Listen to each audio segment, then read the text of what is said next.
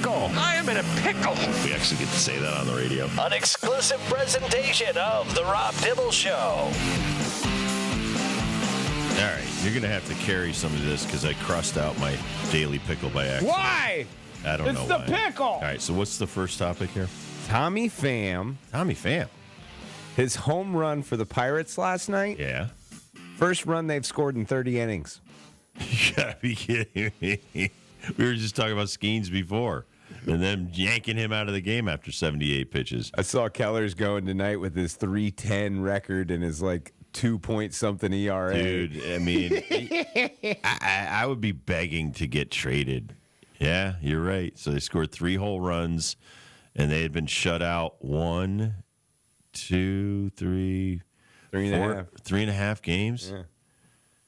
Tough to do. It's tough to do. But they were hot, dude. They won 6 in a row, and they shut out 3. They shut out the Cardinals. Cardinals didn't score a run. Bad What did baseball I tell you? out there. It's Bad an absolute roller coaster ride. I don't know what the Pirates are probably going to be sellers. They're not going to be buyers. But who are you going to sell? Keller? You going to sell Skeens? You really think they're holding Skeens out for the All-Star game? I think they're not pushing him. I think they want him to dominate. Are they not pushing him because they want him on the team? I don't or know they're not what they're pushing doing. him because they're going to sell him? I don't know. I mean, they want him healthy. They could sell him for 5 guys. I would hope if whatever agent represents Skeens is on the phone with them, listen, get 5 guys for him. Let him go somewhere in his prime. I think he's 23, 24 already. If this guy pitches till his 28th, 29th birthday in a Pirates uniform, it's going to be mostly a wasted career. Dang. And, we talk about this all the time with other, guys in other sports. So it's, for me, Major League Baseball shouldn't allow the Pirates to operate the way they do, but they do because there is no salary cap, meaning there's no salary floor. So you don't have to spend a minimum amount of salary. So you have the Pirates, you have the A's, you have the Rays, you have the Marlins, you have these teams that don't even spend in free agency in the offseason. And that wasn't the deal. When I was still a player, the collective bargaining agreement was about when you're sharing revenue and luxury tax money, it's to go back into your product. It's not, hey, you're going to get a $100 million check every spring, and you're not going to put it back into the team. You're just going to put it in your pocket. And if you recall, when Giancarlo Stanton got the deal for $325, that's because the Players Association and the owners forced, I think it was not Jeffrey Loria, but whoever the Loria was down there that owned the team, said, you got to spend money. That's the point of the collective bargaining agreement. You're not doing it. We're going to either fine you or you're going to spend. And he put $325 million into Giancarlo. Instead of 4 or 5 guys, he just gave it to one guy. One guy. And then a couple years later, that guy got traded to the Yankees, which defeats the whole purpose of building a product, supporting the fan base that supports you kind of thing. And the model was not supposed to be the way it is used now. Now you have 6 to 10 bottom feeders every year that don't care. The Rockies don't care. They're not going to spend money. We're even going to pay $50 million for the Cardinals to take Arenado. That should have never happened. So, back when I was a kid, when Charlie Finley tried to sell off the best Oakland A's after they had their 3-year championship run, Bowie Kuhn came in and said, no, you're not doing that. You're going to do it the right way. We're going to allow these guys to go free agent. And that's basically what started free agency in Major League Baseball. It wasn't the Curt Flood trial. Curt Flood lost to the owners. He was not allowed to go free agent, but these other guys were later on. And so going back that far, it's about building better teams and better products so that the whole sport is solid. And I think right now we've got 8 to 10 teams that are crap and don't spend money. And I'm not saying they don't run well. I'm not saying the Rays are not a good team. They don't win championships, but they compete well every year. But some of these other teams, the Rockies right now, dude, they're not competing. 70 losses. 70 losses before the All-Star break. And I know it's not the 81 game where it used to be the midseason classic. It's no longer that. It's about 95 games in now. But my point is these teams need to either be fined or you say to like the owners of the Pirates, the owners of the Marlins, the owners of some of these other teams that don't want to spend that luxury tax revenue sharing money on the product, you're done. We're kicking you out of the club. It's not just about you filling your pockets up. And the Nationals are to blame here, too. I listened on the way in, and Jim Duquette was talking about this. They have the smallest scouting and development department. They have one summer Dominican League team where everybody else has 3. They've totally cut corners everywhere. They got rid of all of their scouting department, like Kevin Kernan was saying. Yep. And they have nothing in their minor league system. They've been having horrible drafts since 2016, 2017. If you go back and look at how few guys have ever made it to the major leagues, Major League Baseball should go in and be like, listen, you're not running this franchise the way we want you to, like the NFL would do. Here's the difference. The NFL, you share the revenue evenly amongst all the teams. They all get the same amount of money.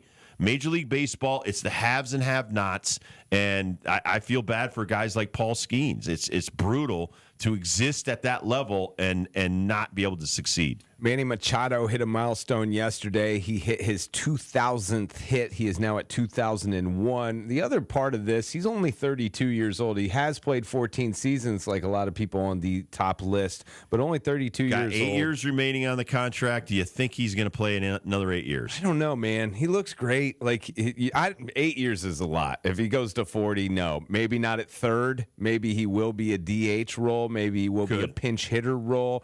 But having a fabulous year. I love watching him play Hit the nearly field, 300, dude. 15 home runs, 53 RBI, and he's actually a leader the last 5 years, where he's like, trying to get these Tatis Juniors and guys like that. And like, I think Louis Arise has helped him a lot become a better contact average guy in the last couple of years. So let's see, he's at 101 hits right now, projected near 200. Let me get his career stats here and what his season averages are over the course of his career. His season averages are, really low. 125 hits for his career per year. 22 home runs, 280 lifetime hitter. A couple of those seasons he starts and he doesn't finish because he gets hurt. You know what? If he plays 8 more years and averages 125 a year, he gets to 3,000. Yeah. Do you want to take a guess at the players above him? Manny Machado is 5th on the active Major League Baseball players list with hits. Do you know 1 through 4? Wow. Who are some old timers still in the league? Mookie Betts? Mookie Betts is 13. Nick, you got a guess? Altuve? Altuve is number 2. There is a ding. Do I got a... Oh, I do have a ding for you. There you go. 2 is Altuve. He's got 2,323 hits. Top spot is a Los Angeles Dodger. And again, Mookie Betts is 13 on the list. Freddie Freeman? Freddie Freeman is number 1, 2,353. Freddie Freeman, Jose Altuve. Can you guess number 3? He's been playing in the league for 17 years. Goldschmidt. Whoa, Goldschmidt. Number 4 on the That list. was just a wild guess. 2,145. He is 37 years old, but he's played 15 seasons. I got it. He's on the Pirates. Andrew McCutchen. Why did they go up? There we go. Yes, you are correct, sir. Freddie Freeman. I could not. I absolutely drew a blank on who the old timers are. Nolan Arenado is behind Manny and still 100 away popping from into my head. Aaron Rodgers. I'm like, he's 41, right? No, he's yet to get a hit in Major League Baseball. Salvador Perez on this list at number 15. Like, there's a big drop off, man. Like we don't have a lot of contact guys anymore. Right, there's a big drop off. Like you only have. All right, so you only have 54 players in the league with 1,000 or more. It's a young man's game. That's 20% of the league right there. 20%. Two different reasons. The money that the last 20 years they've been earning, where guys just don't want to play. I mean, listen, Ryan Sandberg. Remember, Ryan Sandberg retired early because of injuries. Yep. McGuire retired early because of injuries. And yes, people will say it was steroids, whatever.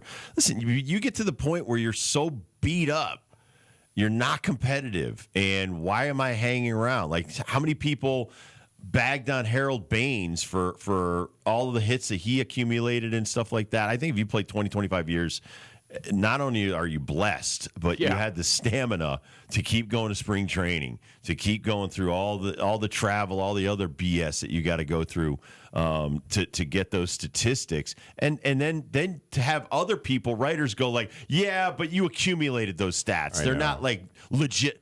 You're out of your damn mind. You're just a to stat be compiler, there, Rob. A stat compiler. There is no stat compiling. Stat compiler. You're either amazing or you're not amazing, and to keep doing what you're doing for that period of time means you're keeping your body in shape, and that's what Machado's going to have to do, like you said. And what can take your stress off of you? Absolutely DHing. But I still think he plays a great third base. There are 4 people in the league with over 1,000 hits and have yet to play 10 seasons of baseball. Do you have any idea who these 4 people are? It's 1,000 hits, you said? Arise is not there yet. He's still too young for this. And have yet to play how many years? 10 years. Aaron Judge. Aaron Judge not on the list yet. Doesn't have 1,000 hits. Wait, hold on. Where's Judge? Judge might be in the... No, Judge is on, but this is his 10th season, so Judge is out of it. Mookie's played more than 10. Bottom of the list, Ozzie Albies, only 9 years in. Acuna? No, he's been hurt way too much. Acuna is not on even the list. Close. Right on top of Ozzie, the youngest player on the 1,000-hit list, Juan Soto. That's impressive. Right on what top. What is Soto, 25, 26? He's only 26 years old, does have 8 years in the league. This is his 8th What about season. Devers? Rafael Devers is the best. 9 years in the league. He's only 28. He's got 1,100 hits already. Got the T next to his name, Turd. The other one, the other one is. I'm blown away by the whole Will Clark thing. I thought you were turning over a new leaf. Now he you're did for not like a showing week. up. Yeah, He did for like a week, and now he's back to being Devers. I guess he just doesn't want to play the field. I mean, I think he's afraid of being embarrassed. Like, I think he's afraid of being eaten up. the last 8 years playing crappy third base wasn't embarrassment enough. You're worried about first base? It reminds me of Gary Sanchez. Like when everybody was ragging on Gary Sanchez about being a catcher, and what did he do? He worked hard. He worked really hard, and then he was batting 206. And he's like, "Well, you suck again. I don't want anything to do with you. Go to the Minnesota Twins." And I don't know if that's in Devers' head or if. But I mean, It feels like- Sanchez was actually catching with the Brewers. He looked like he was, getting to a point where he was happy with. He's having a where decent he season was. now, right? Like Right, but- everything's going good for him now. I think a lot of it is your perception of some of these players. You put them on a pedestal too early. I mean, I could say the same thing about Volpe. It's not that I don't like Volpe. I don't like you comparing him to other people too quickly, because then he tries to live up to that, and then you go into these struggles where it looks way worse than it really is. He's not a bad player, but he's not an all-star great player. Which, what was it? Trevino 1 year? Yeah. Oh, my God, this guy's going to be a perennial all-star. You don't know that. You don't know that. The problem is the game has changed where there's 5 guys coming out of your bullpen every night, and every one of them right now has some lockdown stuff. Do you still have the list up? Yeah, I do. I have a couple guesses. Is Ketel Marte on there? No. Ha! Really? I don't think he's on the. Yeah, he's on there. He's 11. He's been in the League more than 11 years. Okay. The one you guys were missing was Cody Bellinger. 9 Cody years. Bellinger? Really? He hasn't been there that long? 1,028. He's only 29 years old, man. He's got over 1,000 hits already. That's a contract, not to go too far off course here. That's a contract I think that the Yankees front office needs to pounce on quick. He's batting over 300 each of the last 2 months. Playing D Big too. turnaround. Dude, he's playing defense. D, and you've seen he's the a outfield good he can dude. play. He's Still not has on the the legs. all-dig-me team. He wants to win games Yep. and win a championship as well. I know he's already got one with the Dodgers, but you can just tell with his demeanor in that lineup. Like we were talking about Goldschmidt backing up Judge and having the great first half, but I think Cody Bellinger's going to finish the season ahead of Goldschmidt in the end, especially the way he's been playing lately. You know who's going to be on that list in the next 3 years? Bobby Witt Jr. Yeah. I mean, there's some He's youngsters, got 4 man. years in the big leagues. This is his 4th year, and he's 25 years old. Yeah. Wow. There's a couple of other guys, like Bo Bichette was on his way. Bichette's only 7 years in the league. He's only 100 away from getting his first 1,000. What about Vladdy Jr.? He can't have 10 years in the league. No. He's like, what, 4? Vladdy Jr. doesn't have 1,000 hits? 997. Okay. He might get it this week, dude. Yeah. Might get it this week. 7 years in the league. He's only 26. Honestly, as far as the list goes, like Juan Soto's 26, Vladdy's 26. That's fantastic. But Juan's had an extra year in the league than what Vladdy did. Think about the next 10 years, though, man. We got some unbelievable players that are just going to take over the league. I do like your Seiya Suzuki. Yeah. I like some of these guys that are coming in from Japan now because PCA, my guy PCA. You're not overhyping these guys, and these bad trades that you're trading a lot of prospects for these stars have been really good for some of these teams that are good in player development, stealing them like they used. Cubs used to always steal people in trades and get your guys out of the minor leagues and build up the big league club. That's the smartest way to do it. The best thing that happened in Major League Baseball last night, there was this dog that got loose in the Cincinnati game and nobody could catch him. He's running around with the ball. What kind of dog? It was a little pug. It was a little pug. But it pup. was dog night at the ballpark. Oh, that's what it was? Yeah. Well, his dog was running. These the cops were like trying to get it. He was dodging the cops. Everybody in the field was trying. He's dodging. He had the best smile on his face. Are we for or against dressing our dogs up for like going to a ball game? I'm for it.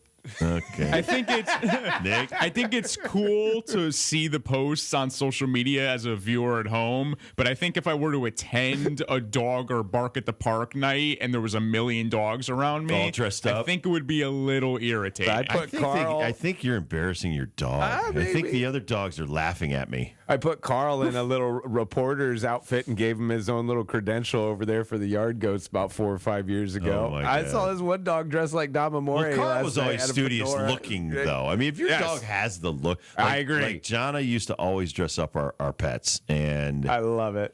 When they were puppies, they were like little Santa's helpers and stuff. Isn't that awesome? Yeah. Santa's elves. Santa's elves and stuff. I don't mind it, but it's kind of more. I think you gotta love it. Yeah.